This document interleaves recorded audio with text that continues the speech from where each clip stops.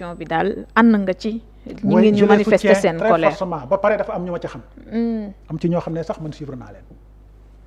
donc de kii alors professeur ñu wax ci leneen président le premier ministre appoon na fii wala jortoon nañu ne day dem fële France ci invitation ba ñu ko joxoon ginnaaw bi nag joxe na ngànt wax li waral demul ndax mën nañoo jàpp véritablement ngànt la wala it mënoon na demee neneen nu mu demee noonu parce que bi ñu nee Ousmane Sonko ca France rek coow li dañu kur ñu naan dëppoo naag dëppoo wut ak li mu incarné. waaw léegi de quel est le problème kay moom laa bëgg a xam mat dafa war a dem France wala. maanaam taxawaay bi mu am gis nañu. France dégage. waaw tontu yi mu am ak réew mu France gis nañ mbiru tirailleurs yi ba mu amee ba ñu waxee ëllëg sa taxawaay bi mu am en tout cas moom daal. non xam nga nag le premier ministre xam nañu position bi mu am ak réew mu France. waaw xam nga nag France dégage déjà du Ousmane Sonko Guy Marius Sagna. waaw Guy Marius Sagna la. donc mais loolu yàqu ci dara. waaw yàqu ci dara. ñun ñoo ne. nous développons une philosophie souverainiste. mënuñu développer une philosophie souverainiste. ay base française nekk fii ci suñu digg capitale. on refuse ñun ñoo ne France jëlal say bagage kat dem. waaw ça c'est notre souveraineté. boo demee ba pare nag ñu xool en termes économiques naka la ñuy renégocier d'égal à égal les relations qui vont nous lier te loolu France meru ci de au contraire tu sais les Français. contrairement à ce que les gens pensent ils sont très justes. bon mos naa la ko wax fii benn jour France dañ ñoo coloniser ñu yab leen trop quoi. def leen ay doomu na yab leen ba xeeb leen. bilaay lépp lu nit di jàng ci àdduna France leen ko jàngal. Napoléon moo jógee France yóbbu république ba Orient moo tax Hegel naan l'idée est née en Occident et finit en Orient. et quand Hegel parle d'idée n'est-ce pas c'est autre chose.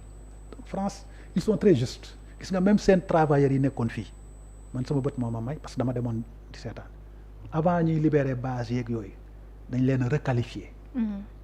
defal leen formation ci yeneen ay hôtellerie ay kii leen bi ñu paree ñu fay leen seen xaalis bi ñu paree ñu organiser un forum pour ay yeneen chef d'entreprise ñëw pour recruter leen jour boobu le premier jour y a plus de 192 personnes xawma qui ont été recrutées sur le champ. xam nga lu tax. parce que ñoom personnel bi ñu amoon. dañ leen a former sur la rigueur militaire. d'accord te loolu amul ci Sénégal yi. Sénégal bi da nga koy wax day ñëw bureau 10 heures. Sénégal bi da nga koy wooree ñëw 9 heures mu ñëw 11 heures. bu ñëwee chaque 30 minutes mu génn dem di téléphoner. genre yooyu. da lay jox rendez-vous 15 heures ñëw 17 heures. c'est ça le Sénégal. jikkoy sénégalais la. ñi nekkoon ak tubaab yi nag xamuñu loolu bu ñu la waxee 8 heures la ñuy ñëw bu ñu xasee toog du ñu jóg rigueur militaire bi nekk ci tubaab yi sur les bases françaises là loolu la leen tubaab yi jàng. foofu la différence bi amee. maanaam bàyyiwul leen ñu torox xam nañ ne ñi ngi dem mais wut nañu au moins fu ñu leen dafa leen doon requalification moo tax y a beaucoup d'hôtels yoo xam ne y a beaucoup d'entreprises ñooñu lañ jël parce que soo amee un personnel conscient rigueur militaire mais da ngay jël sa avantage la donc loolu la moo tax ma ne dañ leen a yab ba parfois dañuy fàtte ne Europe lu ñuy jàng rek France moo leen ko jàngal mais bon bref léegi nag le président Ousmane Sonko du ko tuuti du ko ndaw le président Ousmane Sonko c'est-à-dire que il a une posture internationale boo xam ne amul benn agenda bu koy lié amul benn contrainte buñ koy forcer wala leen affaire yooyu déedéet il avait choisi d'aller en France. peut-être gis na beneen opportunité bu gën dem France bi il a choisi librement ne xaaral ma dem fële on ne sait pas ce qu'il y a dans la tête du président Ousmane Sonko xëy na moom rek moo ko xam. bul jàpp ne ñu préparé woon ne dañuy marche ak di kii affaire yooyu tout ça moo tax mu jóge fa affaire yooyu yëpp ay waxu xale la rek mais France ñoo la gën a yàkkamti accueillir le président Ousmane Sonko parce que Sénégal ak France nii la y a plus de 300 entreprises françaises yu nekk fii seen intérêt te France léegi dafa métti France nekk fa jamono yi moom c'est autre chose les Français souffrent d'ailleurs gisoo barki démb ils ont de le gouvernement parce que France loolu la dañuy fixer un objectif lii la au bout de 2 ans boo ko réussirul parlement bi ñoo lay wàccee tu as vu mais France dafa métti temps yi parce que seen système de protection sociale bi c'est très lourd. France ñoo ëpp ay allocation familiale ay aide France ñoo ko ëpp ci àddina bi. France ñëpp la ñuy dimbale. tu as vu c'est un système très très très lourd. te dañuy gis même français yi sax di bëgg loolu France. dakkal ci loxoom ndax ñoom ñu mën a gis seen bopp. donc c'est un système très lourd en termes de protection sociale d'aide sociale aide familiale et cetera tout ça. Ousmane Sonko kon ñàkk gi mu fa ñàkk dem du ci dara. am na ñu gis ne sax wut fa woon dara. non ci invitation boobu. peut-être sax c'était une invitation boo xam ne après biñ ko xoolaatee peut-être laa wax xaw ma. peut-être jarutoon di mobiliser la personne du premier ministre. Au contraire mu dem Qatar def une tournée économique foofu xool les possibilités yi Sénégal mën a am c'était plus rentable tout en sachant que fële weesuwul donc bu ñu jàpp ne Ousmane Sonko. am na dara lu ko tënk. le président Ousmane Sonko yàlla dafa def dara ci moom.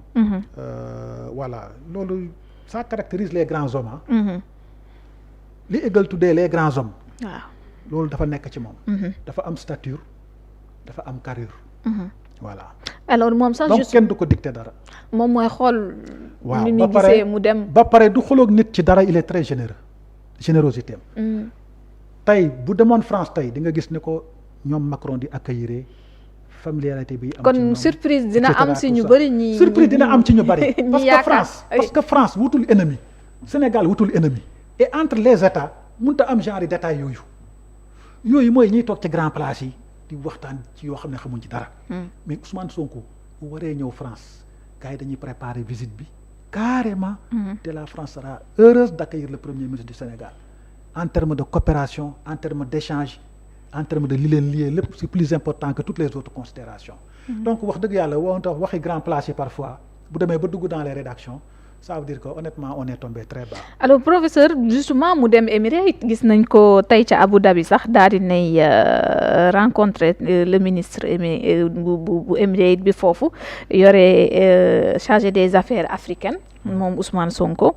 donc lan la ñu mën a jàpp ni tey en termes de collaboration. ñaari dëkk yi ak Sénégal lan la si mën a gagner surtout bi ñu indee plan de redressement bi. exactement c'est mobiliser les investisseurs internationaux autour du nouveau projet.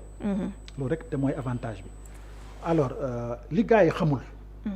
dans l'administration sénégalaise seetlu ngeen ne toujours c'est le président Diomaye qui se déplace. oui bu demee ba ñëw quelque temps après. président Ousmane Sonko door a dem.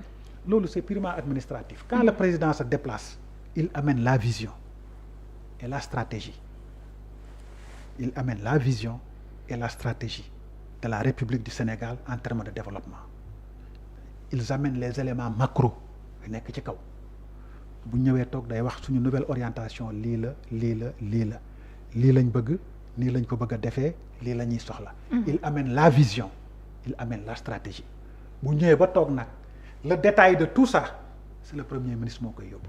parce que le détail c'est le gouvernement qui s'est chargé de mettre en œuvre. moo tax Ousmane Sonko buy voyager yóbbaale ay ministres. yóbbaale ay DG. yóbbaale ay économistes yóbbaale ay sociologues. yóbbaale ay imams bu ñëwee toog mu ne léegi détail baa ngi nii sur le plan des investissements je veux 5 000 et quelques milliards man fi ma ko yaakaaree woon fii la ak fii léegi entre les deux États qu'est-ce qu'on peut avoir en termes de coopération d'égal à égal c'est ça le détail de la visite du premier ministre Ousmane Sonko mais président Diomaye moom du dem di waxaale moom day yóbbaale bëgg-bëgg bi gis-gis bi. léegi kee mooy yaatal.